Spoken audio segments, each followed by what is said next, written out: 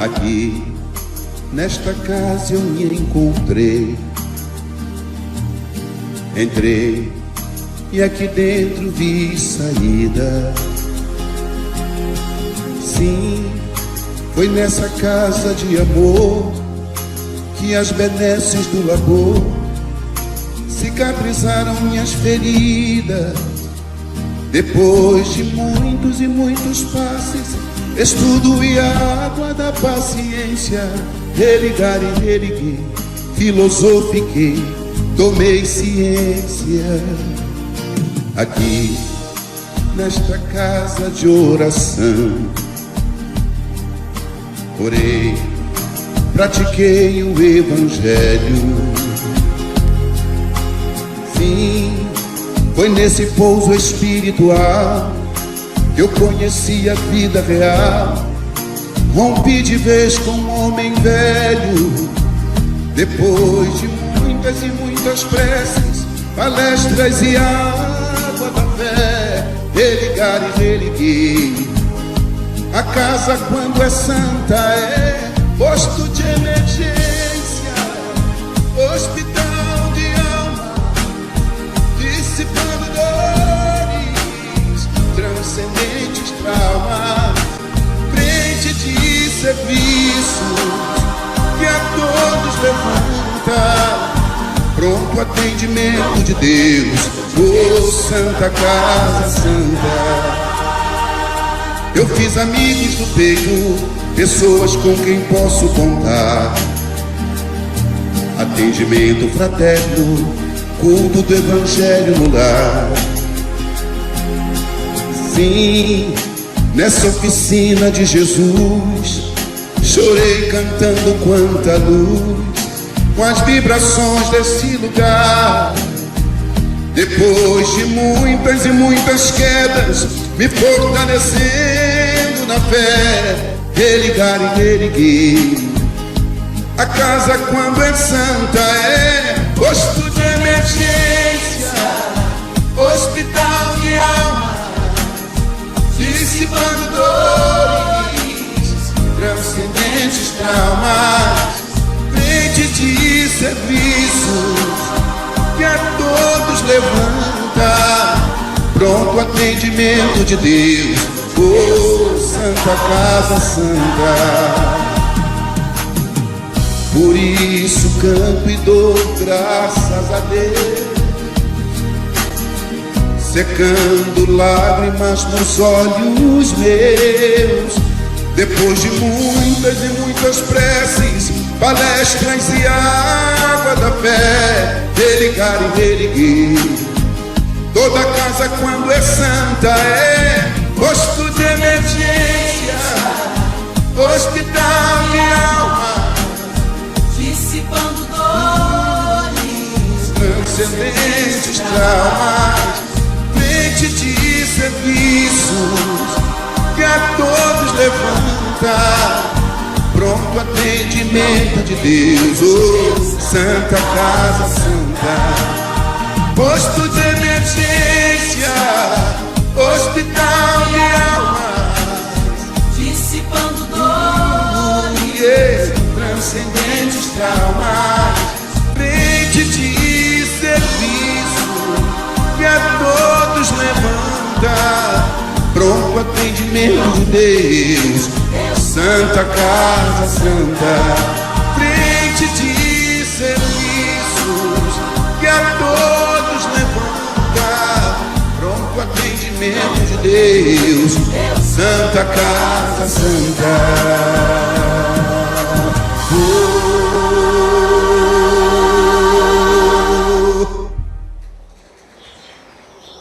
Boa noite, irmãos, juntos em mais uma noite, né? Agraciados pelas palavras de Jesus.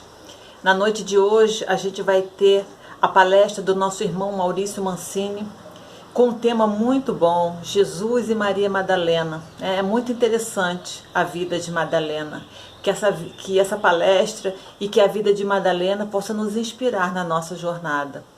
O nosso irmão Maurício Mancini gravou essa palestra em novembro de 2019, lá no Centro Espírita Paulo de Tarso, em Seropédica, casa espírita a qual ele frequenta.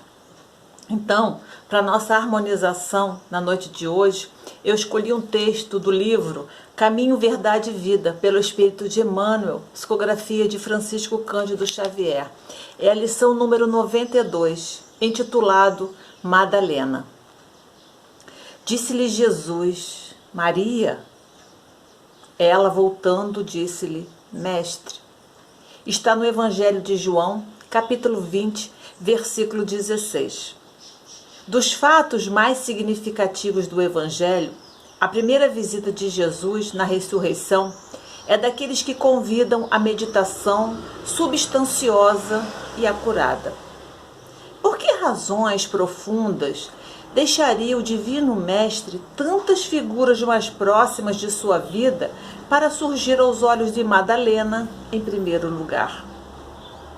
Somos naturalmente compelidos a indagar por que não teria aparecido antes ao coração abnegado e amoroso que lhe servira de mãe ou aos discípulos amigos. Entretanto, o gesto de Jesus é profundamente simbólico em sua essência divina. Dentre os vultos da Boa Nova, ninguém fez tanta violência a si mesmo para seguir o Salvador como a inesquecível obsediada de Magdala. Nem mesmo Paulo de Tarso faria tanto. Mais tarde, porque a consciência dos apóstolos dos gentios era apaixonada pela lei, mas não pelos vícios. Madalena, porém, conhecera o fundo amargo dos hábitos difíceis de serem extirpados. Amolecera-se ao contato das entidades perversas. Permanecia morta nas sensações que operam a paralisia da alma. Entretanto, bastou o encontro com Cristo para abandonar tudo e seguir-lhe os passos, fiel até o fim. Nos atos de negação de si próprio e na firme resolução de tomar a cruz que lhe competia no Calvário Redentor de sua existência angustiosa. É compreensível que muitos estudantes investiguem a razão pela qual não apareceu o Mestre, primeiramente a Pedro, ou a João, ou à mãe ou aos amigos. Todavia, é igualmente razoável reconhecermos que, com seu gesto inesquecível, Jesus ratificou a lição de que a sua doutrina será para todos os aprendizes e seguidores o código de ouro das vidas transformadas para a glória do bem.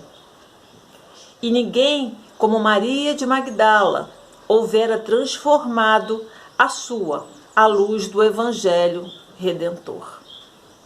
Muito linda essa passagem, né? E muito bela a vida de Madalena nas suas oportunidades. Vamos então elevar os nossos pensamentos a Jesus. Mestre querido, te agradecemos muito pela noite de hoje, por mais essa oportunidade na nossa jornada, por confiar em cada um de nós, Jesus. Que a tua paz e a tua luz esteja com todos. Permita, Mestre querido, que o teu amor envolva a todos os recantos do nosso orbe. Resgate, Senhor, todas as almas em sofrimentos e dores. Ampare a todos os teus filhos, Mestre querido. E te pedimos, Senhor, a tua permissão para iniciarmos a palestra da noite de hoje, te agradecendo infinitamente pelo dia de hoje e por essa grande oportunidade. Vamos então ao nosso estudo da noite de hoje.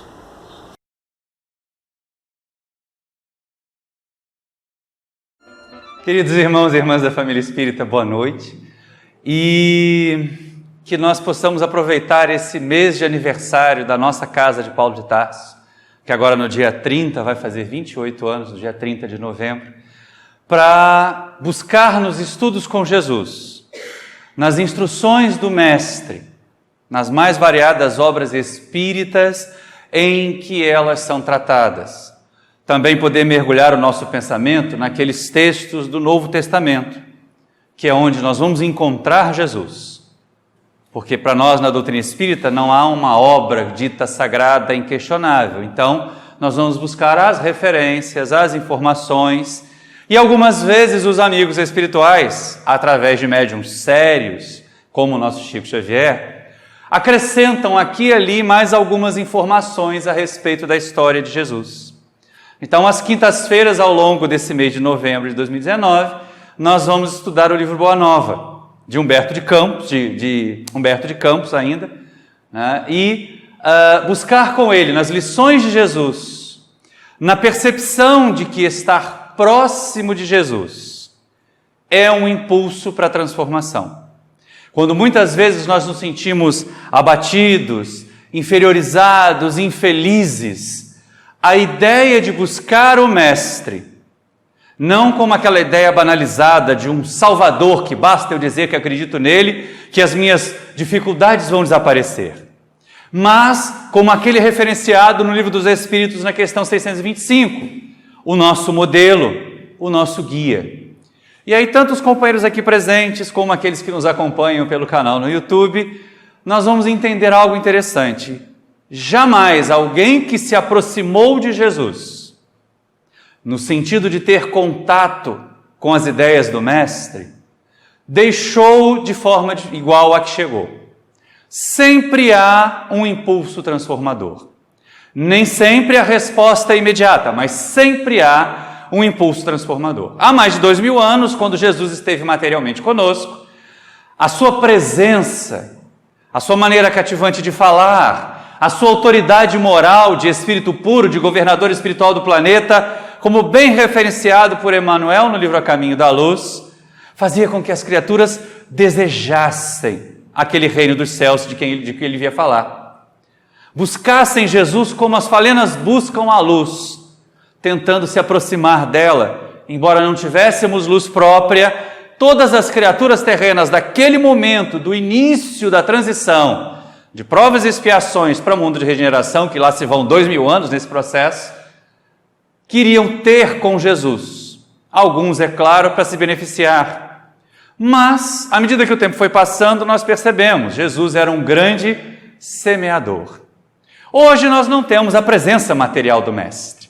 Temos-la espiritual. Desde a época da codificação, o Espírito de verdade, que muitas vezes escreve de uma forma semelhante a que Jesus fala nos Evangelhos, ao ponto de o próprio Allan Kardec considerar, se não o próprio Jesus, pelo menos uma falange de espíritos sublimados, sob a direção deste Mestre querido.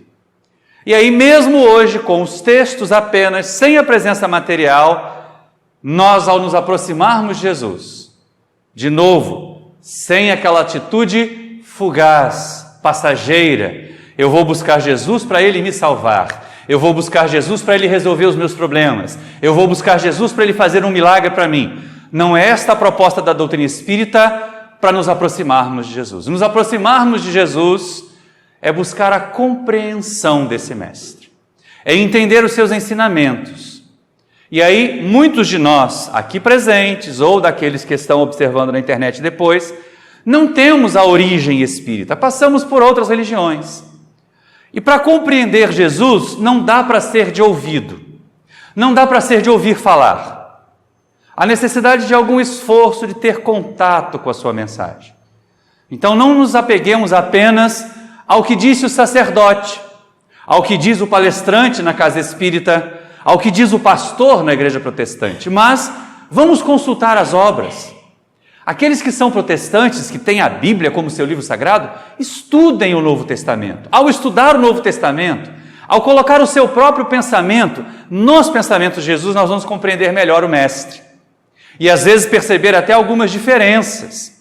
Porque a melhor maneira de nós expormos Jesus aos outros, aqueles de nós que temos o compromisso da tribuna, que temos o compromisso de trazer essa mensagem ao público, é vivenciá-la. Observar muito mais os atos do palestrante, do pastor, do sacerdote, do que os seus discursos fluentes, às vezes embelezados, sim, cheios de palavras e floreios, mas que estão distanciados frequentemente daquela prática, embora do espírita não se exija nenhum atestado de santidade para que ele seja um trabalhador do Cristo. Ao contrário, lá no capítulo 17 do Evangelho segundo o Espiritismo, Assim como aparece no verso daquelas nossas antigas camisas da Semana Espírita, nós temos o codificador colocando: reconhece o verdadeiro espírita pela sua transformação moral e pelos esforços que faz em domar as suas más tendências. E é exatamente isso que nós tentamos fazer à medida que vamos aprendendo Jesus, à medida que vamos compreendendo Jesus. E aí uma das questões mais primordiais que a doutrina espírita traz para nós é essa quebra de paradigma do Jesus milagreiro, do Jesus salvador sem esforço, do mestre que basta eu reconhecê-lo como guia e salvador, que eu não tenho que fazer mais nada e já vou para o paraíso. Em doutrina espírita isso não existe. Em doutrina espírita, o reconhecer Jesus como modelo e guia é o início, não é o fim da jornada. É o início de uma proposta de trabalho, de transformação. E é interessante que agora, buscando lá no Novo Testamento, porque é algo que vai ter de ser de acesso a todos aqueles que têm outras religiões também, nós vamos pegar nos 4 evangelhos vários momentos em que Jesus ensina, em que Jesus tem contato pessoal, individual com algumas criaturas, e outros apenas em que ele tem o contato coletivo, em que ele faz sermões. Mas, tanto num caso quanto no outro, ele recorre a alegorias, ele recorre a símbolos, ele recorre a parábolas. E em poucas parábolas, nós poderíamos dizer, nós temos tanta identificação de Jesus num dos personagens, como na parábola do semeador. Aquela em que ele diz que o semeador saiu a semear, as sementes foram caindo pelo caminho, em solos diferentes, e aí a gente já percebe assim, Jesus não veio para os escolhidos. Como semeador, ele veio semear em todos os solos. Não há preconceito com relação ao solo. Se nós imaginarmos a mensagem, a doutrina de Jesus como as sementes, o solo somos nós. Onde essa semente pode cair, se somos superficiais demais, se somos solo raso demais, ela rapidamente vai ser crestada e não vai produzir nada naquele momento. Mas a semente do Evangelho, diferente da semente do vegetal, que fica ali à flor da terra e que pode sim ser comida pelos pássaros, que pode ser crestada pelo sol, ao ser lançada no nosso solo, ela se guarda profundamente. E a partir dali do interior é que ela começa a impulsionar a nossa transformação. Então o primeiro momento, a primeira observação que nós fazemos, e que Humberto de Campos faz questão de destacar para nós, no livro Boa Nova, é que Jesus não vai fazer acepção. Quem quiser aprender com ele, quem quiser assimilar sua doutrina, quem quiser vivenciar seus ensinamentos, terá condições de fazer. Ele estava disponível. Falava com os doutores da lei, falava com os sacerdotes no templo, assim como falava com as prostitutas e com os publicanos. Sem nenhuma distinção de solo, ele queria era lançar as sementes, porque como um bom mensageiro de Deus, sabe que cada um de nós vai dar frutos no momento em que estiver amadurecido, no momento em que compreender a necessidade de fazer o que se espera para a nossa transformação moral, para a nossa evolução, e não esperar que o mundo espiritual resolva os problemas difíceis de forma fácil. Só que esses problemas difíceis fomos nós mesmos que criamos. Então não há como transferir a responsabilidade para o guia espiritual, para o dirigente do centro, para Deus, para Jesus, para resolver os problemas. Deles nós vamos receber sempre apoio. Dos benfeitores espirituais nós vamos receber sempre boas inspirações. Dos médiuns, dos tarefeiros da jornada espírita, boas energias, boas ideias, convites ao trabalho no bem. E isso vai servir de base para a nossa transformação. Foi assim naquele momento em que o Mestre esteve conosco. Tem sido assim hoje no movimento espírita. Ao ponto de nós podermos repetir no movimento espírita aquilo que Jesus já falava lá aos discípulos: a seara é vasta, o campo de trabalho a ser realizado, a quantidade de trabalho a se fazer para a transformação do nosso planeta num mundo melhor é uma quantidade imensa. Mas os ceareiros são poucos, dizia Jesus. Aqueles que estão dispostos a pôr a mão na massa, a deixar a condição de assistidos e assumir a condição de cooperadores com Jesus, ainda são menos numerosos. Por isso que aquelas instituições que não prometem a solução fácil, que não colocam à sua fachada um milagre espera por você, não estão cheias. Mas a nossa proposta em doutrina espírita jamais foi a de garantir número, quantidade. O que nós gostamos, o que se propõe em doutrina espírita é qualidade. Qualidade no atendimento, qualidade no trabalho realizado, qualidade na transformação do indivíduo para que ela seja permanente e não um paliativo. E aí a gente começa a perceber o seguinte, mas nem todo mundo responde do mesmo jeito. Tem gente que vem ao centro espírita, que faz um tratamento espiritual, que toma o passe, que bebe água frutificada, que passa pela terapia desobsessiva e tão logo se veja um pouquinho melhorado, acha que não tem mais o compromisso e se escapola. Deixa de buscar o processo de transformação, porque na verdade a grande parte dos sofredores da agora e do tempo do mestre queria se ver livre da dor, mas não estava disposta a fazer esforços para se livrar da causa das dores. Então a causa permanecia. Tanto é assim que a cada criatura que Jesus beneficiava, a cada indivíduo que Jesus curava, ele dizia, vai e não tornes a errar, para que não te aconteça coisa pior. Ele sabia, como sabemos hoje na doutrina espírita, que se nós não removermos de nós as tendências infelizes, as práticas equivocadas, os pensamentos ruins, as dificuldades vão voltar. As enfermidades vão reaparecer. É como se alguém tivesse tido uma pneumonia e tão logo estivesse convalescente, acha que pode sair de novo e tomar chuva e tomar friagem. Ela vai ter uma recaída. A mesma coisa com as doenças morais, com aquelas que causam esses transtornos mais graves até do que as doenças físicas. Porque em termos de percepção espírita nós entendemos, o corpo físico é transitório. Mesmo que ele seja tomado por uma doença avassaladora, terminal, ele pode extinguir-se, mas o espírito não termina. A vida continua. Agora, uma doença moral, uma doença da alma, nós vamos carregar conosco, às vezes, por várias encarnações. E ela é muito mais grave, então, do que a doença física, que passa com o corpo físico que deixa de existir. Lá no Evangelho nós vamos encontrar vários solos diferentes, que não produziram logo que receberam a semente. Alguns tentaram, não é?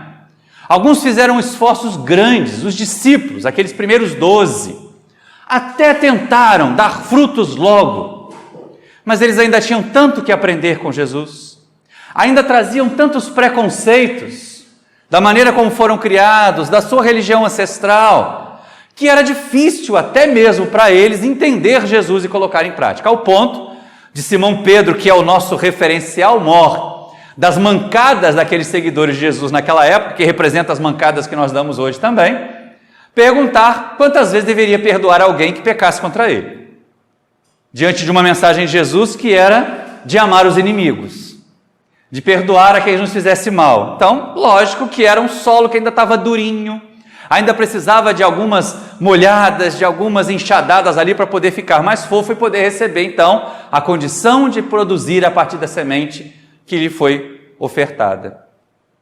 Nós temos alguns que nem sequer cogitaram nisso. Aparece aquela figura simbólica da grande parte das criaturas que hoje, na sociedade como naquela época, estavam mais preocupadas com a percepção dos outros a seu respeito, com o que os outros iam pensar, com o que o mundo podia lhe oferecer. É o tal do mancebo rico, que nem é nominado, não é? Ele é apenas referenciado como um jovem rico, e aí porque jovem provavelmente belo, porque belo certamente muito bem aceito na sociedade, mas que desejava, pelo menos na aparência, no discurso, buscar esse reino oferecido por Jesus. E ele pergunta ao mestre, que deverei fazer para alcançar o reino dos céus? Jesus discursa para ele, fala a respeito dos mandamentos de Moisés. E ele diz assim, mas isso aí eu faço desde a minha tenridade. E o mestre então lhe dá o desafio maior, se queres ser perfeito, vai, vende tudo que tens, dá aos pobres, e depois vem e segue. E o jovem, rachou fora, porque ele era muito rico, porque ele tinha interesses imediatos ali a ser cumpridos, como a Amélia Rodrigues bem relata para nós no livro Primícias do Reino, e não produziu frutos naquele momento. O que não quer dizer que num outro momento, que numa outra existência, esse ser reencarnado num outro corpo não tivesse produzido frutos. Nós vamos encontrar uma figura que é daquelas que a gente observa hoje dos pesquisadores contínuos de internet que não usam para nada o conhecimento que adquirem, né? Lá na época de Jesus não tinha internet, então era bate-papo mesmo. E aí Nicodemos, doutor da lei, reconhecendo que Jesus era capaz de produzir fenômenos interessantes, foi ter com ele. Veio com aquele discurso: olha, eu reconheço a sua autoridade, ninguém pode fazer o que você faz se Deus não estiver com ele. E aí Jesus lhe dá a lição da reencarnação, da necessidade de nascer de novo. E ele fica pasmo. Mas como assim? Como é que pode a criatura velha nascer de novo? Vai voltar para o ventre da mãe? Porque na verdade ele já estava satisfeito com o conhecimento que ele tinha de fariseu, de achar que bastava as práticas exteriores no templo de Jerusalém, que bastava fazer a oferta dos dízimos, de ter aquela aparência de homem bom e puro para que ele pudesse ser contemplado com a felicidade. E aí Jesus diz assim: não é tão simples, é necessário que a criatura se renove, que a criatura se transforme. E ali nós temos ao mesmo tempo a lição da transformação moral, que é permanente e constante, e da reencarnação. Ao ponto de quando Nicodemos fala, surpreso que não sabe como isso se dá, Jesus diz: mas tu és doutor em Jerusalém e não sabes isso? E aí fala a respeito da diferença que existe entre a carne e o espírito. Nós vamos perceber que Nicodemos também se afastou dali e não aparece em nenhum outro momento no Evangelho. Nada mais se fala dele, pelo menos nos textos dos 4 evangelhos que aparecem logo no início do Novo Testamento. Nós vamos encontrar também o próprio Judas Iscariote, um dos 12, um daqueles que Jesus pensou poder confiar num primeiro momento para levar a sua mensagem adiante. Porque era uma criatura com atilamento, era uma criatura inteligente, mas, como acontece com muitos de nós nos dias de hoje, empolgado demais com as questões da política terrena, com as questões partidárias. E à época do mestre nós tínhamos 2 partidos, Pelo menos do ponto de vista dos hebreus. Eles, hebreus, o povo escolhido, que sofria dominado pelo outro partido, que era dos romanos, os dominadores. E aí esses romanos dominadores haviam cooptado os sacerdotes, os governantes, para que eles continuassem subjugando e submetendo o povo ao tacão romano. Aqueles mais politizados do ponto de vista da independência de Israel queriam de qualquer jeito separar-se desse jugo. E aí Judas imaginou que se Jesus, com esse poder todo, com essa capacidade toda de arrastar multidões, de convencer massas, fosse preso, fosse de alguma forma ameaçado, os seus seguidores se moveriam para socorrê-lo. Mas a proposta de Jesus não era de guerra, não era de revolução. Muitas pessoas ainda hoje referenciam Jesus como um revolucionário comum. Não, ele nunca quis revolução. A proposta de Jesus é a proposta da divindade para todo o espírito, a de renovação. Porque normalmente a revolução ela visa o quê? É o todo querendo mudar as partes. E a renovação é o contrário disso. Cada parte tem que se melhorar, e cada parte melhorada vai acabar melhorando todo. Então é um processo mais lento? É um processo muito mais lento. Renovação, transformação interior é um processo muito mais lento, de milênios às vezes. Tanto que Jesus iniciou a transformação da Terra em mundo de regeneração há mais de 2000 anos, e nós não concluímos o processo até agora.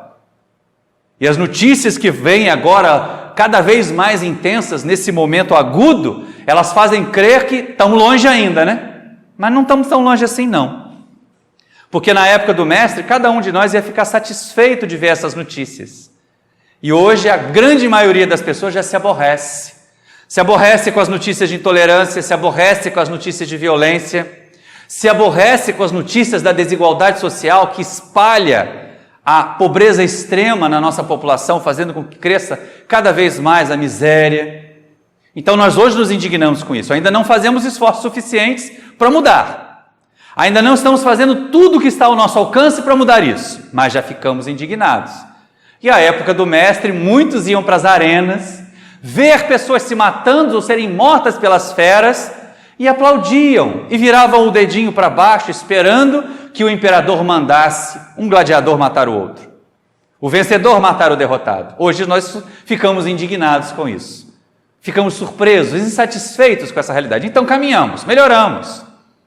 Mas a visão política partidária, principalmente, não deveria ser a nossa visão espírita. Embora o espírita deva ser, do ponto de vista da sociedade, um agente político de transformação. O que não deve ser é partidário. E nós transformamos a política nos últimos meses em torcidas de futebol, né? Que as pessoas se recusam a admitir que o seu time só tem perna de pau. E aí ficam insistindo que é o outro time, que é o juiz que é ladrão, e assim as coisas vão, não é? Então é importante nós estarmos alertas em relação a isso. O Evangelho é cheio de solos que receberam a semente. Claro, nós tivemos outras sementes que deram seus frutos. Simão Pedro, João, muitas. E é interessante porque, assim, infelizmente, não é? A cultura judaica, ela é extremamente machista ainda. E nós somos herdeiros dessa cultura machista. Tanto que até hoje, nas fileiras da Igreja Católica, nós não temos mulheres sacerdotes. Mulheres ordenadas, que poderiam levar a mensagem de Jesus, às vezes até com muito mais qualidade do que muitos homens, porque elas saberiam, com um jeito maternal, convencer, atrair, mover as massas. Mas não estão, porque é dito que os homens devem prevalecer.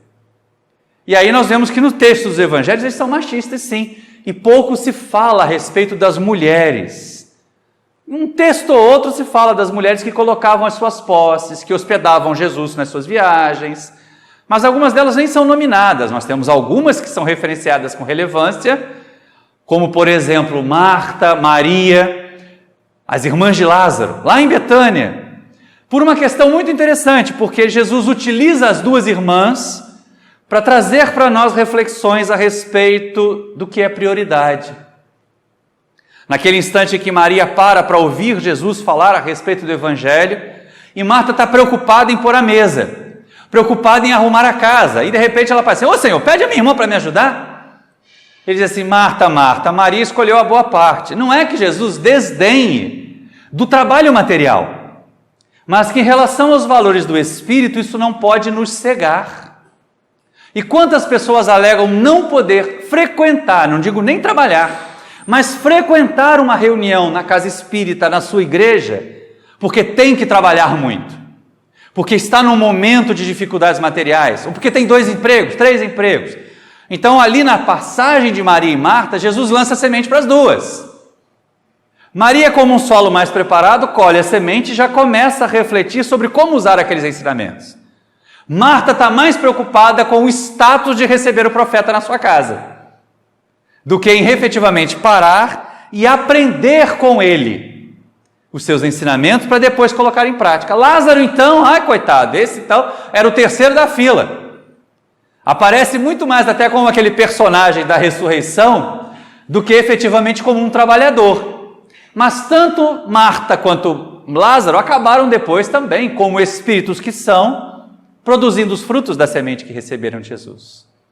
E assim nós poderíamos passar uma longa hora aqui, falando a respeito de solos que receberam a semente do Evangelho e que deram frutos, frutos de paz, frutos de amor. Alguns deles começaram até como adversários, não é? Como Saulo, doutor da lei, que nem conheceu Jesus encarnado, mas que, tomado de orgulho, ele foi atrás e tentava perseguir os seguidores até se deparar com um mestre em espírito às portas de Damasco. E a partir dali começar o seu processo de transformação até ser para nós o nosso Paulo, aquele Paulo de Tarso, que hoje dá nome a esta casa. E sem quem nós não teríamos o Evangelho no Ocidente. A mensagem de Jesus teria morrido como uma seita do judaísmo, se ele não tivesse tido a coragem de trazer aos chamados gentios a mensagem de Jesus. Se não tivesse usado o seu conhecimento do Velho Testamento para respaldar, inclusive, os ensinos que eram dados às criaturas, porque os judaizantes tentavam, de toda forma, colocar a lei de Moisés acima da proposta renovadora de Jesus. E Paulo vem e mostra que a proposta de Jesus atualiza Moisés e ainda acrescenta valor àquela lei. E aí até na literatura espírita nós vamos encontrar alguns solos retardatários, não é? No livro Há 2000 Anos, que é um dos mais belos romances espíritas que nós temos, e a gente sempre repete isso nas palestras, né, gente? Ninguém aprende doutrina espírita lendo romance. Romance é para a gente se distrair, é para a gente passar o tempo. Bons romances vão trazer para nós a aplicação da doutrina. Um bom romance como os da Lavra de Emmanuel, de Chico Xavier e Emmanuel. um bom romance como os de Victor Hugo, através da Zilda Gama, através do Divaldo Franco, bons romances vindos através da tia Ivone Pereira, mas a gente tem que ter muito cuidado com as coisas que têm aparecido mais modernosas e muito pouca qualidade doutrinária tem eles. É importante estar de olhos vivos em relação a isso. Há muito texto psicografado, há muito texto mediúnico que não é espírita. E há muito texto espírita que não precisa ser mediúnico, não é verdade? Então, nesse contexto, nós vamos perceber lá no livro Há 2000 anos, o senador Públio Lentulus, senador romano, poderoso, mas mesmo quando a família dele é abatida por uma enfermidade estigmatizante como a chamada lepra, como a hanseníase, ele ainda vai todo orgulhoso buscar um clima mais ameno para a filhinha doente melhorar. E aí a esposa percebe, ouve falar de Jesus, são contemporâneos, pede a ele para buscar o socorro do mestre. E aí no momento em que Flávia está quase desencarnando mesmo, que a doença se agrava por demais, ele até toma coragem e vai atrás de Jesus. Recebe a ajuda que o mestre lhe dá, mas não se permite, por orgulho, assumir que aquela divindade proposta por Jesus, que aquele Deus único, que aquele Pai misericordioso e bom, que aquela ideia de que todas as criaturas são irmãs na humanidade, e ele que se dizia superior ou que se achava superior por ser patrício romano, ele não assume a mensagem do Evangelho naquela encarnação. Só no finalzinho dela que ele percebe o quanto Jesus tinha razão, não é? E aí depois, ao passar do tempo, vai se tornando em várias outras existências um mensageiro de Jesus. Este mesmo senador é o Espírito Emmanuel, que psicografa através do Chico Xavier, dos grandes semeadores da semente de Jesus. Ele recebeu a semente, fez que ela desse frutos depois, encarnações depois, e passa a semeá-las para nós. Então é interessante a gente pensar assim, mas eu recebi, eu fui batizado na minha igreja, eu frequentei o grupo jovem da igreja tal, agora eu estou aqui no centro, mas será que nunca vou dar frutos? Calma lá, a gente tem a semente. A pergunta é, o que eu vou fazer com ela? Qual é a minha proposta quando procuro uma casa espírita? Vou usar a semente que eu recebi ou vou continuar buscando receber mais e mais coisas, soluções, socorros, ações, sem que realmente eu me transforme? Porque o Evangelho já está escrito, né? Os personagens que aparecem lá, nós sabemos a história deles. Alguns até revelando os amigos espirituais a história sequente. Porque embora naquele momento, junto, ao lado de Jesus material, Judas Iscariotes não tenha sabido aproveitar a oportunidade, o arrependimento, os erros cometidos e o soerguimento desse Espírito fizeram com que ele depois mostrasse o quanto era fiel ao Mestre. E é de novo Humberto de Campos, no livro Crônicas de Além Túmulo, que relata para nós o retorno daquele personagem da época de Jesus na figura de Joana d'Arc, lá no século XIV, né, 14 e 15, para poder, né, saudar as suas consciências, saudar o seu peso na consciência, limpar a sua consciência do abandono, da deserção passada e ao mesmo tempo servir a preparação da mensagem nova que seria do Espiritismo quase 3 séculos depois.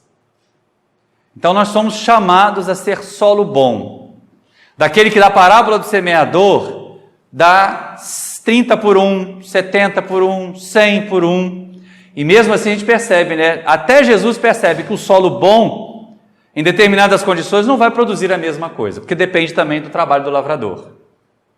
Agora, o Evangelho tem uma criatura que nós poderíamos, se hoje na sociedade ela estivesse conosco, no momento em que ela viveu antes de conhecer Jesus, ninguém lhe daria crédito. Muitas pessoas, inclusive, essas que ficam pautando a existência dos outros na vigilância do comportamento moral das criaturas em torno, para que os seus não sejam percebidos, como acontece nas diretrizes políticas atuais, ela seria apedrejada, rotulada de mulher de má vida, como era rotulada de mulher de má vida no seu tempo.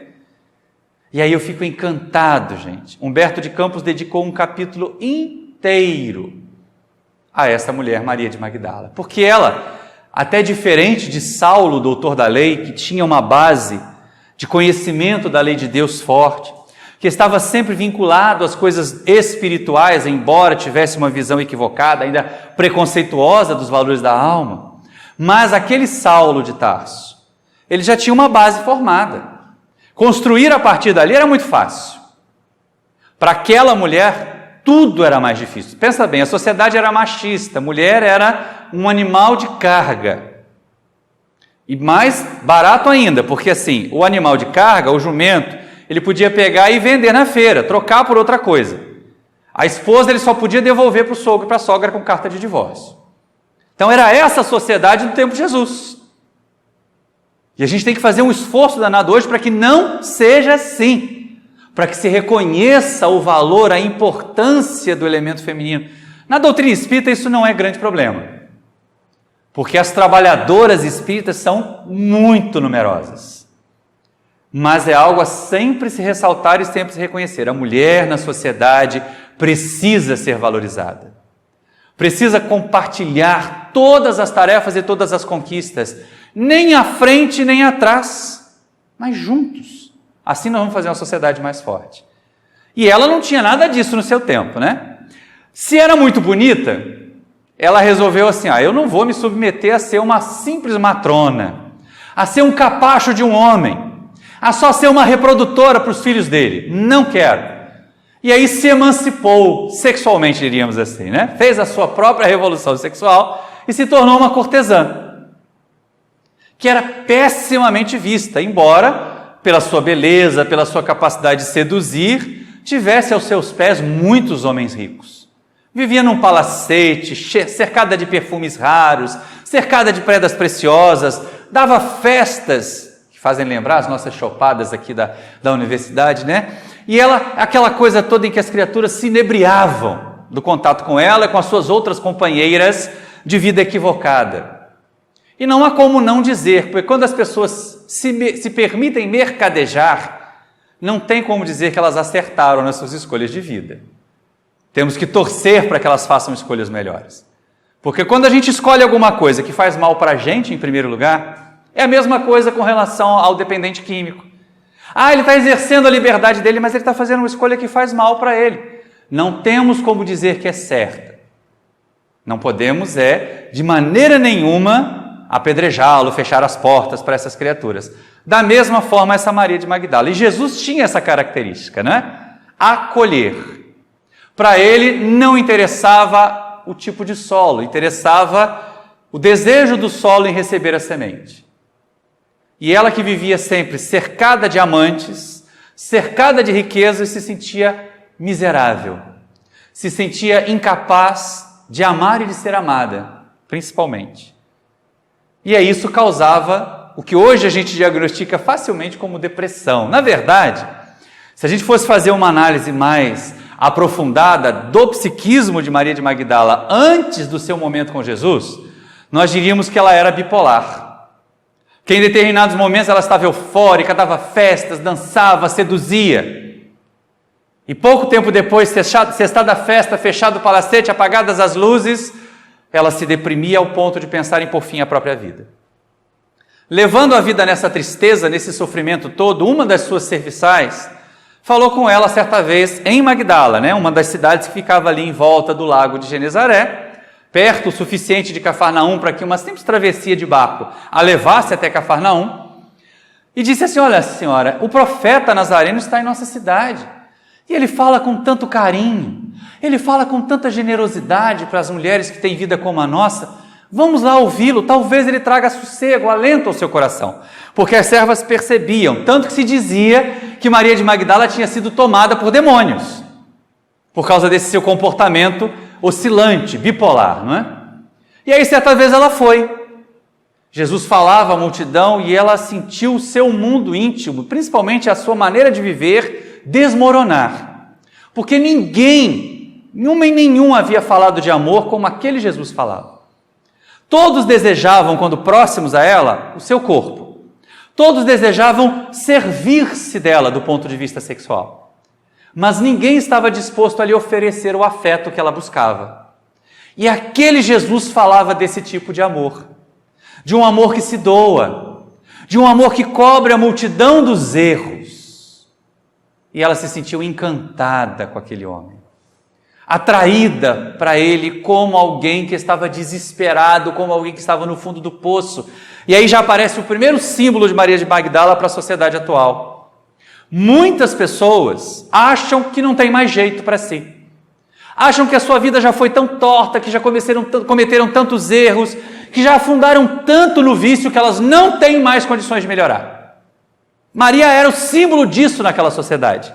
Alguém que era vista como sem condições de melhorar. E Jesus a acolhe. Nós vamos ver até como. Percebido esse discurso de Jesus, tendo seu olhar em contato com dele, ela sentiu um incêndio interior, né? Mas aquela coisa boa. Sua alma estava ardendo de vontade de viver aquele reino dos céus, de vontade de experimentar aquele amor prometido por Jesus, mas ela tinha receio, todo mundo a criticava. Então voltou para o palacete, refletindo, remoendo aquelas ideias propostas por Jesus. Naquela noite em especial em que assistiu o mestre, ela não abriu o palacete para festividades. Não teve banquetes. E ela ficou uma noite inteira refletindo. E de repente se põe em lágrimas e chora amargamente, como a gente ouve falar no Evangelho. E aí, chorar amargamente no Evangelho tem uma conotação psicológica interessante. As criaturas que choraram amargamente no Evangelho são exatamente aqueles momentos em que a criatura percebeu como estava e fez os movimentos necessários para o seu despertamento espiritual. Realizou o que era necessário para mudar. Simão Pedro, depois que negou Jesus pela terceira vez, saiu dali da casa de Caifás e chorou amargamente. Porque ele percebeu o quanto era frágil e após perceber que era frágil, ele fez os esforços para melhorar. E Maria, no seu palacete, tranquila no seu quarto, na sua cama cercada de sedas, chorava amargamente a vida que havia levado. O vazio existencial que ela sentia. A sua pobreza espiritual, apesar de estar num palácio cheio de joias. E aí ela decide, antes que nasça o dia, precisava conversar com Jesus. Jesus, de alguma maneira, iria tirá-la desse vazio. E aí, na alvorada de um dia seguinte, vê-se um barquinho cruzando de Magdala até Cafarnaum. Ela chega à casa de Simão Pedro e Jesus parecia esperar por ela, porque ele a recebe sorrindo. Seja bem-vinda, Maria, hoje nasce para ti o reino dos céus. E ela se espanta, Jesus sabia o nome dela. Como toda criatura que carrega mais culpa do que qualquer outra coisa em suas vidas, ela abaixa os olhos intimidada. Sei que és profeta, Senhor, e por isso mesmo sei que sabes como eu tenho vivido. Mas eu ouvi a tua mensagem e queria ser das tuas ovelhas no reino dos céus. Mas será que Deus me aceitaria? Segunda observação interessante, segunda característica que nos liga a Maria de Magdala. Às vezes nós achamos que não temos mais jeito e não fazemos esforço nenhum. Continuamos a esbanjar, minha vida já está perdida mesmo, já ninguém vai me aceitar e nem tentamos. De outras vezes nós tentamos, mas já tentamos carregando aquele fardo enorme de culpa, né? Eu fiz assim, eu cometi, eu xinguei fulano de tal, e eu assassinei alguém, e eu me droguei durante 20 anos, e eu fui violento durante tantas décadas. Será que Deus vai me perdoar? E na verdade, Deus não tem que perdoar nada, né? Ele nos criou para o progresso. Nós é que precisamos exercitar o auto-perdão. Aqueles a quem nós ferimos, aqueles a quem nós magoamos, também deverão ser buscados em algum momento para nós termos a reconciliação com eles. Mas de Deus nós não temos que ficar pedindo perdão, não. E aí ela vai a Jesus com esse fardo de culpa, se sentindo incapaz. E o mestre diz, rejubila-te, mulher. Por acaso você acha que o nosso Pai criou as criaturas para que elas ficassem permanentemente no pecado? Permanentemente no erro e no sofrimento? Não. Já observou como é que a primavera pinta de flores as ruínas das casas? E aí Maria para pensar, era verdade. Todas as vezes que passava aquele inverno rigoroso, e muitas casas eram abandonadas, a pobreza extrema, as criaturas saíam do campo e iam para as cidades, ou então saíam de uma cidade para outra, abandonavam sua choupanazinha lá, abandonavam sua casinha com uma tranquilidade, porque eles não tinham como carregar. E aquilo ficava em ruínas. E não é que nasciam flores agarradas nas paredes, as eras não pintavam aquelas pedras caídas umas sobre as outras de colorido. Era verdade, a primavera pintava de flores as ruínas das casas nas cidades.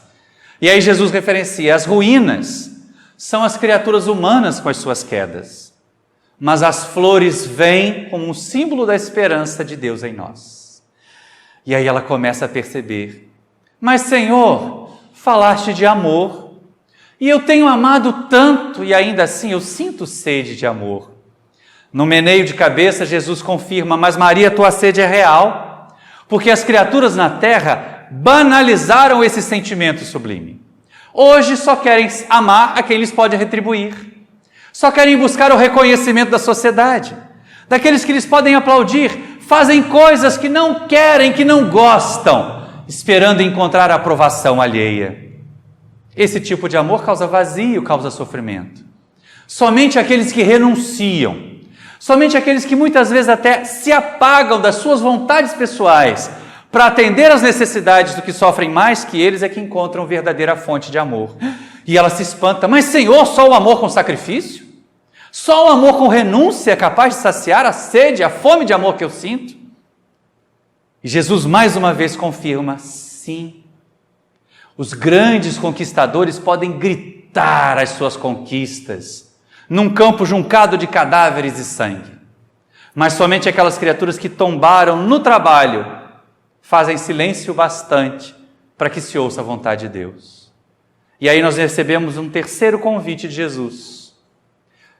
Se nós queremos mudar, se nós queremos uma vida diferente da vida que estamos vivendo, não dá para repetir os atos que estamos realizando até agora e que causaram esse sofrimento. São necessárias ações novas, são necessárias ações diferentes daquelas que nós vínhamos praticando. E aí Maria começa a refletir sobre isso, não é? A renúncia, o autossacrifício por amor. Como ela não conseguia ainda concatenar o que fazer, Jesus lhe dá uma chave: o conhecimento do Mestre, a compreensão de Jesus, buscar no Evangelho, buscar nos textos espíritas que tratam da mensagem de Jesus, provavelmente vai trazer para nós uma chave que vai abrir as portas da nossa renovação. Para Maria de Magdala, foi uma pergunta do Cristo: Maria, na tua condição de mulher, já pensaste no sacrifício das mães? Não são elas que cultivam o jardim da vida? Humildes, apagadas até, se sacrificando. E as criaturas dementadas, os homens, mancham de lama e sangue. E depois de passadas as guerras, depois de passados os tumultos, elas não voltam a cultivar os jardins? E aí aquela referência a trabalho maternal fez com que Maria tivesse mais um choque. Porque aquela sociedade machista, porque aquela sociedade preconceituosa, porque aquela sociedade não acolhedora, como a nossa sociedade hoje precisa ser acolhedora de todas as criaturas que nos buscam. Na sociedade de Maria seria impossível que uma ex-cortesã conseguisse um casamento, um marido, e com esse marido constituísse uma família e tivesse filhos. E percebendo o seu fracasso íntimo, o seu fracasso naquela existência, a sensação de incapacidade, Maria se lança ao chão e chora: desgraçada de mim, Senhor, batendo no peito, eu jamais poderei ser mãe. E Jesus vai ao encontro dela, tira do solo e olha nos seus olhos. E lhe entrega a chave da transformação. Mas Maria, qual mãe tem mais mérito aos olhos de Deus? A que se dedicou apenas aos rebentos da própria carne? Ou aquela que se fez mãe dos filhos de outras mães? Aquela que se fez mãe dos filhos da dor? E aí ela percebeu, não precisava ter filhos da própria carne. Havia tantas criaturas sofredoras e ela tinha tantos dons, tantas qualidades que poderia oferecer aos sofredores. Então é isso, Senhor, disse Maria. Mas nesse momento, sempre tem um mais na nossa caminhada, né? Humberto de Campos coloca esse mais para nós. Nesse momento de despertar de Maria, Simão Pedro passa pela sala. Vê Jesus abraçado com aquela mulher e acha muito estranho, afinal de contas ela era vista como uma mulher de uma vida. Lança sobre ela um olhar de reprovação, daqueles que a gente faz de vez em quando, né? Eu conheço teu passado, aqui você não vai se criar. Não tem gente que faz assim? Olha, não abre espaço para fulana não, viu? Ela já cometeu tantos erros. Aí. Se ela trabalhar aí no seu centro, ela vai fazer um monte de besteira. E a criatura é cheia de qualidades que ela pode pôr à disposição do trabalho no bem. Basta receber um impulso de confiança, um voto de confiança, de credibilidade. Pedro lança sobre ela aquele olhar de reprovação. Você com a gente, não. Você é diferente de nós, você não é tão boa quanto nós. A sociedade faz isso com muitas pessoas.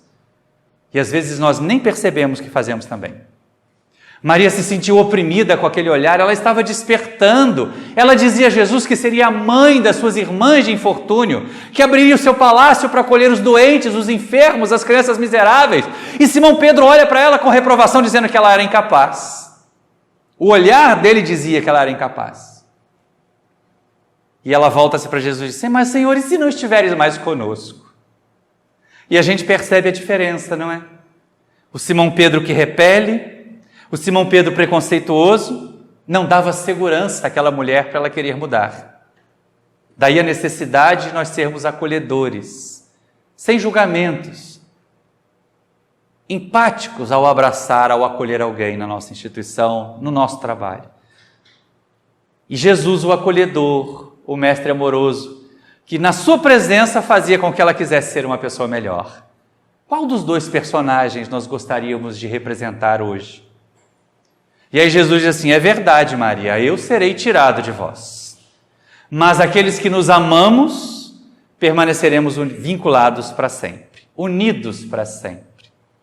E Maria se preparava para sair, para iniciar essa nova tentativa de viver, porque não é fácil, não é, gente? Depois de décadas acostumada a obter as coisas, a obter favores usando o próprio corpo, agora ter que buscar uma outra maneira de viver e de servir, era complicado. Está certo que a presença de Jesus ajudava. Então ela recolhe os seus pertences, põe o seu véu e às portas da casa de Pedro saindo, Jesus lhe dá mais um reforço. Vai, Maria, diz ele. E ela se volta. Sacrifica-te, ama. Árduo é o caminho, estreita é a porta. Mas só é necessário crer e amar. E a partir daquele momento, daquele divisor de águas na vida de Maria, ela começa a acompanhar o mestre, a mudar a sua vida. Seu palacete não era mais um local onde as cortesãs se reuniam para receber seus clientes, mas se transformou num hospital, numa casa de passagem para viajantes.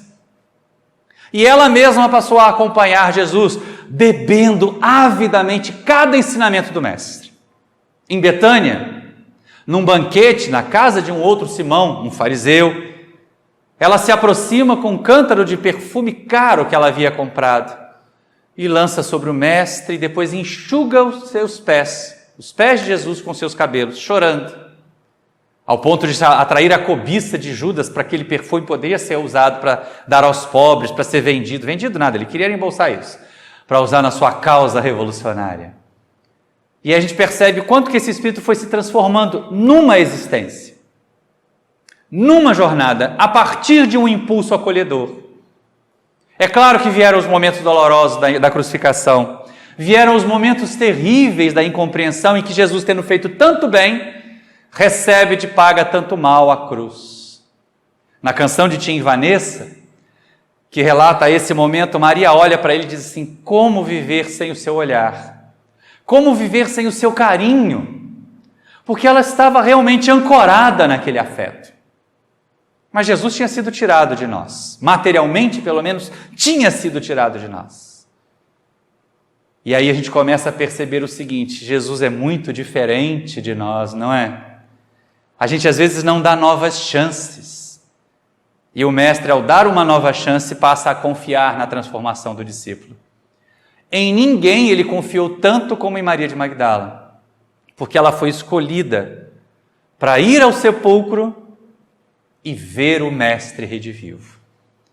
Ver aquele espírito rematerializando-se, agora num corpo diferente do corpo de carne, trazendo a mensagem da imortalidade. Maria de Magdala se fez para nós na terra a portadora da mensagem de imortalidade, não só de Jesus, porque se ele pôde voltar do túmulo, nós também podemos. E a partir daquele momento, então, os discípulos felizes, todos eles buscando o momento de servir com Jesus, a mensagem era verdadeira. Olha só que coisa interessante, né? ela já tinha certeza da mensagem de Jesus antes. E foi ao sepulcro achando que se estivesse perto do corpo, estaria perto do mestre. Mesmo os discípulos precisaram do fenômeno da suposta ressurreição, que na verdade é uma materialização, como a doutrina espírita nos ensina nos dias de hoje, daquele Jesus, para confiar que nós éramos mesmo imortais. E aí os discípulos se erigiram à condição de apóstolos, de divulgadores da mensagem, começaram a se dispersar pela Ásia, voltaram a Jerusalém para levar a mensagem de Jesus, porque eles agora tinham convicção. Depois de ver Jesus redivivo, eles tinham convicção, antes não. E ela tinha convicção plena antes disso. Quando os dois últimos resolveram deixar Cafarnaum e ir para Jerusalém se juntar a Pedro e a João, ela pediu para ir com eles. Eles disseram, não, o teu passado e a tua condição de mulher vão nos atrapalhar, você não pode ir. E ela se viu sozinha. Sozinha mesmo, hein, gente? Tendo que trabalhar, bater de porta em porta para conseguir trabalho humilde, porque mulher não tinha trabalho de relevância. Tinha que ser serviçal. E aí batia na casa das matronas, para que nós vamos te dar trabalho para você roubar os nossos maridos? Teu passado está aí. Ou então antigos amantes que tentavam seduzi-la, arrastá-la de volta às velhas quedas, e a tudo ela resistia por amor a esse Jesus. Certa vez, estava ela em Magdala, em Dalmanuta, melhor dizendo, que era uma cidade próxima ali de Magdala. E um grupo de leprosos tinha vindo de longe, procuravam Jesus. Eles não sabiam que o mestre tinha sido crucificado em Jerusalém, nada disso. Tinham ouvido falar do profeta Nazareno, que curava os leprosos, e um bando de leprosos foi ao encontro dele, querendo ser curado também. Todo mundo na cidade começou a enxotar os leprosos. Eles eram criaturas ditas imundas naquela sociedade.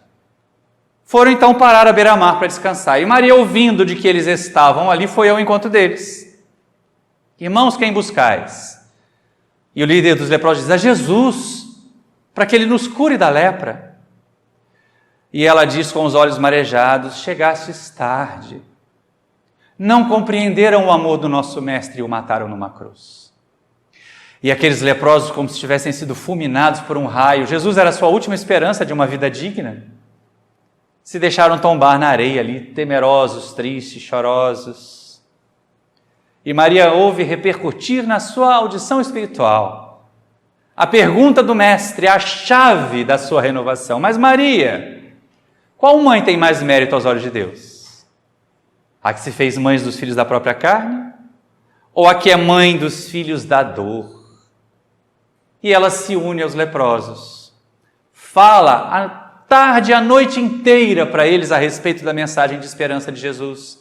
De que eles não se abatessem, porque mesmo que estivessem agora sem a presença do Mestre, eles podiam contar com o seu amor, com o seu afeto. Só que ao amanhecer, o que as autoridades fizeram? Enxotaram os leprosos, eles não podiam ficar nas cidades. Tinham que ir para Jerusalém, se internar no Vale dos Imundos. E Maria foi com eles. E a partir da sua entrada no Vale dito dos Imundos em Jerusalém, aquele lugar nunca mais foi o mesmo. Nunca mais foi um vale de sombras, de tristeza, de desesperança. Porque todos os dias ao entardecer, Maria se colocava sobre uma pedra e falava àqueles seus irmãos de infortúnio, das esperanças de estar com Jesus mesmo no sofrimento, das bem-aventuranças que viriam para os sofredores, cuidava dos moribundos, velava por eles até o momento extremo. As crianças que tinham sido exiladas no vale, porque olha só como era cruel a ideia judaica, né? O preconceito daquela época. Se um membro da família tivesse a hanseníase, todo mundo tinha que ir para o vale. As crianças, principalmente se seus pais ficassem doentes, tinham que morar no vale. E ela então trazia de novo a vontade de brincar, a alegria de viver para aquelas crianças que estavam ali numa prisão compulsória. O tempo foi passando, os meses se dobraram em anos, os anos se dobraram em algumas décadas. E até que um dia, ao banhar-se, Maria percebe uma mancha violácea sobre o seio. Toma de um espinho, ela sabia quais eram os sintomas da doença. A insensibilidade é o primeiro deles, nas manchas que aparecem. E ao cravar o espinho na pele, não sente dor alguma. Ao subir a sua elevação, a sua pedra de pregações, naquele dia ela abre os braços e diz: meus irmãos, nós, os leprosos, podemos manter a esperança, a confiança em Jesus. e faz um discurso ainda mais emocionado, mais carregado de afetividade, porque ela agora não apenas via, mas também vivia a realidade dolorosa dos seus irmãos do vale. Rapidamente a doença consumiu a sua beleza anterior, os cabelos foram caindo, os olhos foram se tornando mortiços, e ela sentiu que logo não estaria mais na terra. Teve vontade de rever os amigos dos primeiros momentos do Evangelho, mas só 2 criaturas talvez a aceitassem. Se quando ela era jovem e bela, eles a repeliram por causa do seu passado, imagine agora a leprosa. Só 2 pessoas ainda estavam na sua mente como acolhedores, como Jesus. Maria de Nazaré, lógico, não é? E João, o jovem, o adolescente que à época de Jesus deitava a cabeça no ombro do mestre e ouvia os seus ensinamentos. E ele havia vindo buscar Maria na Judéia e levado para viver em Éfeso, já na Ásia. E ali estava a Mãe Santíssima e o discípulo, agora um homem formado, tomando conta das atividades da igreja naquela cidade de Éfeso. Maria então se despede dos irmãos do vale, faz uma viagem longa pela periferia, seguindo por caminhos pouco movimentados para evitar o vexame de ser escorraçada. Os leprosos tinham que andar com uma sineta para avisar que ia passar um imundo por onde eles estavam indo. Então as vias muito percorridas, normalmente eles eram apedrejados, eles eram empurrados de lado pelas carroças que passavam ou pelas montarias. E ela, para evitar esse vexame, para evitar mais esse sofrimento, resolvia seguir por vias secundárias, o que tornou a viagem ainda mais longa, mais lenta. Quando depois de vários dias de caminhada, ela consegue ver o casario de Éfeso, as casas começando a aparecer no horizonte, o corpo não aguenta mais de cansaço e enfermidade, e ela tomba, pertinho da entrada da cidade. Como era costume, descobriram aquele ser moribundo, montaram para ela uma tenda, porque a mensagem do Cristo já havia tomado conta de Éfeso, então havia cristãos na periferia. E um casal de cristãos amigos montou uma tenda, abrigou Maria de Magdala fora da sua residência, porque eles não podiam ter com ela, e ela teve tempo de rever Maria de Nazaré, de rever João, que agora já era um homem feito, de matar as saudades e lembrar dos tempos em que Jesus esteve com eles materialmente. Assim a doença foi avançando rapidamente, até que numa noite, os irmãos cristãos estavam reunidos ali em torno dela, esperando o momento derradeiro. Ela sentia muitas dores, arfava, vez que outra, um pequeno gemido, um suspiro saía, escapava do seu peito.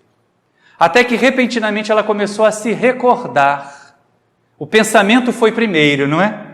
De Jesus, de como ele andava pela beira do mar, lá em Cafarnaum, lá em Magdala, em torno do lago de Genezaré, falando da sua mensagem de paz, de amor. E aí os irmãos que estavam em volta orando por ela, esperando o desenlace, sentiram que o corpo foi se asserenando, se aquietando, a respiração foi diminuindo. E repentinamente Maria se viu transportada de novo, estava em Cafarnaum. Recostada em uma alcaparreira antiga, os pássaros cantavam, pipilavam, era entardecer. As ondas fazendo aquele barulho característico, até que em determinado momento uma silhueta toca o solo e ela vê Jesus. E como aconteceu no dia da revelação da imortalidade, lá na entrada do sepulcro, em que ela se volta e diz: Mestre Rabone, estás vivo. Ela de novo salta como uma criança, esquecendo-se que era uma enferma, porque o espírito não tinha enfermidade, só o corpo. Mestre Rabone, estás vivo, e se lança ao abraço com Jesus.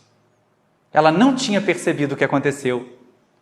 O mestre a envolve e diz assim: Maria, já passaste a porta estreita, amaste muito, agora vem, eu te espero aqui. E a leva para as regiões superiores do mundo espiritual.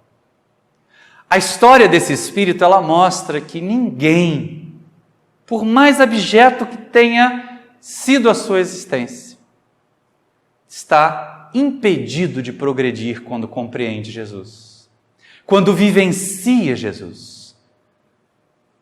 E aí a pergunta: e nós? Quantos de nós ainda nos dizemos incapazes? Quantos de nós dizemos assim: isso eu não consigo fazer?